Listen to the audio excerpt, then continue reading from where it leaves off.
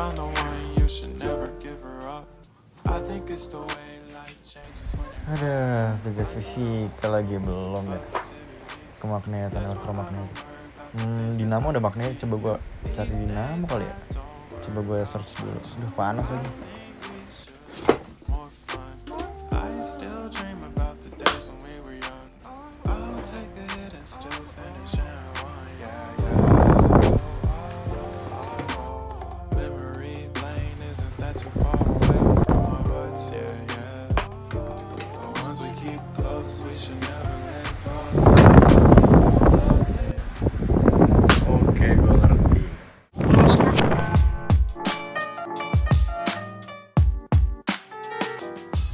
Assalamualaikum warahmatullahi wabarakatuh. Perkenalkan, nama saya Muhammad Habibi Urfoibowo dari Teknik Industri 2011 dan saya merupakan anggota dari kelas Fisika Dasar A. Nah, pada proyek ini saya tidak sendirian. Saya bersama Muhammad Rafli Gaddafi dan Gilang Restu. Proyek ini berjudul Motor Speed Control. Seperti namanya, motor atau dinamo speed control atau mengatur kecepatan. Jadi, pada proyek ini kita bisa mengatur kecepatan berputar suatu dinamo atau bergerak suatu dinamo.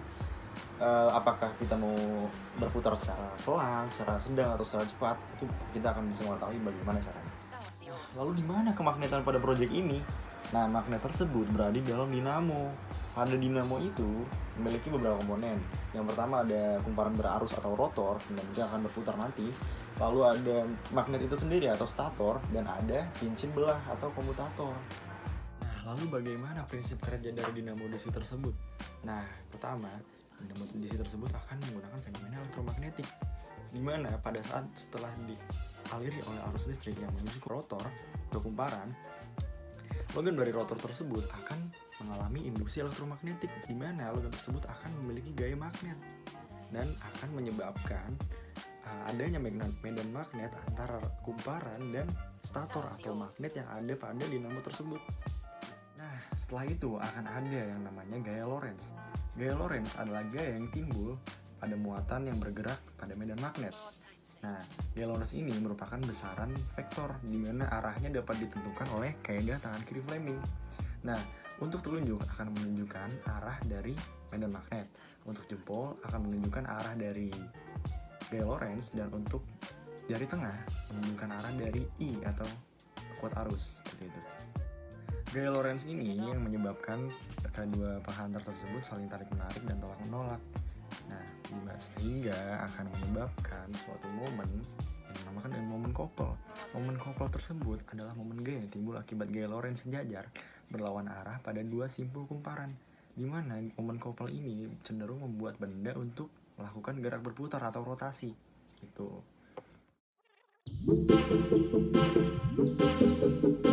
Oke, kita langsung masuk ke proyek. Jadi pada proyek kali ini kami membutuhkan beberapa alat dan bahan yang akan disebutkan dan disampaikan fungsinya oleh teman kami, Gilang Restu alias Noge. Dan kebetulan saya sudah tersambung kepada beliau. Oke, silahkan. Assalamualaikum warahmatullahi wabarakatuh. Saya di sini Gilang Restu dengan NIM 3333190100 ingin menjelaskan tentang fungsi alat dan bahan yang kami buat, yaitu di sini yang pertama ada kapasitor. Jadi kapasitor ini sebagai suatu alat yang dapat menyimpan energi di dalam medan listrik dengan cara mengumpulkan ketidakseimbangan internal dari muatan listrik. Nah, yang kedua ada resistor, juga berfungsi sebagai penghambat atau membatasi aliran listrik yang mengalir dalam suatu rangkaian elektronika. Terus ada diode. Jadi diode ini adalah suatu komponen aktif dua kutub yang pada umumnya bersifat semikonduktor yang memperbolehkan arus listrik mengalir ke satu arah dan menghambat arus dari arah sebaliknya. Nah, potensial di sini sebagai memperbesar atau memperkecil tegangan yang ada pada dinamo. Ada baling-baling, ia hanya sebagai visualisasi kalau di benda, si benda ini nih muternya lamban atau cepat. Mungkin sekian dari saya. Terima kasih. Wassalamualaikum warahmatullahi wabarakatuh. Waalaikumsalam warahmatullahi wabarakatuh. Terima kasih kepada Gilang Nonggeng. Proses finishing dan perancangan akan dilakukan oleh Sipit Kadafi dan ini adalah cuplikannya.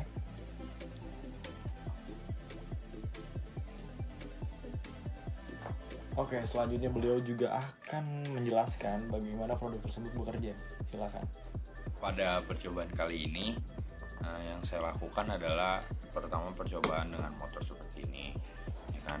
Nah, dari motor ini itu kita melakukannya itu dengan cara menggunakan potensial ini untuk mempengaruhi cepat atau lambatnya putaran dari si baling-baling. Nah, dari si baling-baling ini dipengaruhi oleh si potensial ini. Nah, potensial ini gunanya adalah untuk mempengaruhi besar atau kecilnya medan magnet yang ada di dalam dinamo atau motor ini.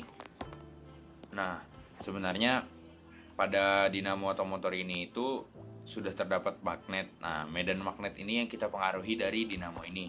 Kita coba seperti ini. Misalnya saya memberikan power sebesar 5 volt ke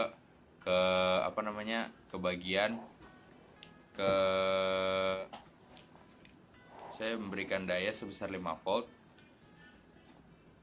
ke motor. Nah, pada saat 5 volt ini diberikan ke dalam motor, maka ini berputar. Tetapi jika ini seperti ini kencangannya, jika lebih dipercepat lagi, nah ini lebih cepat lagi putarannya. Mungkin tidak terlihat terlalu jelas, tapi RPM round per minute-nya ini terjadi lebih cepat. Nah, seperti itu. Nah, oleh karena itu potensial ini dapat mempengaruhi besar atau tidaknya medan magnet yang ada di dalam motor ini. Terima kasih. Jadi komponen terpenting pada proyek kami ada pada potensial atau yang biasa kita sebut potensiometer. Karena komponen tersebut yang mengatur seberapa besar kuat arus yang akan disampaikan kepada dinamo. Sehingga kuat arus tersebut akan berbanding lurus dengan medan magnet. Semakin banyak arus, semakin besar pula medan magnet yang terjadi pada dinamo tersebut. Sehingga gaya tolak-menolak pada kumparan dengan si stator atau magnet akan semakin besar. Seperti itu, sehingga akan membuat si rotor atau kumparan tersebut akan berputar semakin cepat. Seperti itu. Baiklah, itu dari proyek kami. Untuk penutupnya katanya akan disampaikan lagi oleh teman kami Gilang Restu. Silahkan.